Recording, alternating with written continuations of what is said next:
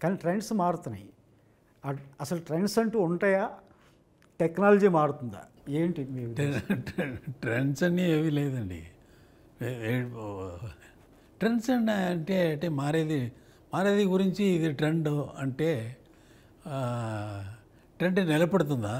Trend అండి అటువంటి పాటలు ఇక్కడ వద్దు అంటే ట్రెండ్ పాట బాగా ఉండాలి అంతే. దీంట్లో ట్రెండ్ ఎలా వచ్చింది? పాట వినడానికి బాగుంటే జనాలు వింటారు. అంటే ఇంతకుముందు మనకు 6 నిమిషాలు 7 నిమిషాలు పాట కూడా ఉండేదండి. ఇప్పుడు వచ్చేసరికి 3 నిమిషాల నుంచి 3.5 నిమిషాలు ఏంటంటే కుదరలేదు, అక్కడ రాలేదు, ఇక్కడ ఏమీ లేదు. ఏఐ అని వచ్చింది. ఏఐ ఆపరేట్ చేయడానికే మనం ఇన్స్ట్రక్షన్ ఇవ్వాలా. అది లేకుండా అది పని చేయదు. కరెక్ట్. హ్యూమన్ ఎమోషన్స్ ఉండాలి. ఎమోషన్స్ వస్తుందా? ఇప్పుడు ఒక బొమ్మలో క్రియేట్ చేస్తున్నారు, సావిత్రి లాగా, నాగేశ్వరరావు గారి లాగా, భానుమతి లాగా ఇలా చేస్తే కూడా దాంట్లో జీవం వస్తుందా? జీవం ఉండదు. అది వచ్చి ఇప్పుడు ఆ బొమ్మల్లో లైలామజిని తీసి నాగేశ్వరరావు గారు పిచ్చిగా వెళితే మనకు దాంట్లో కనెక్షన్ రాదు. ఆ ఎమోషన్స్ రాదు.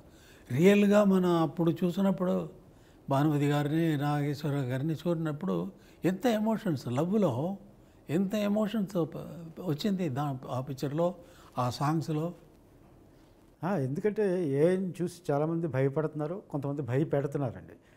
ఇప్పుడు పాట కావాలంటే అది 5 సెకండ్స్ 6 సెకండ్స్లో అది కంపోజ్ చేసేస్తుంది, మ్యూజిక్ ఇచ్చేస్తుంది, లిరిక్ రాసేస్తుంది. ఇవన్నీ ఆల్రెడీ ఫీడెడ్. అది చేయలేదు, స్వయంగా చేయలేదు, మనం చేసి పెట్టింది వేరే కాంబినేషన్లో ఇస్తుంది అంతే. అది క్రియేటర్ కాదు, అది క్రియేషన్ కాదు. ఆల్రెడీ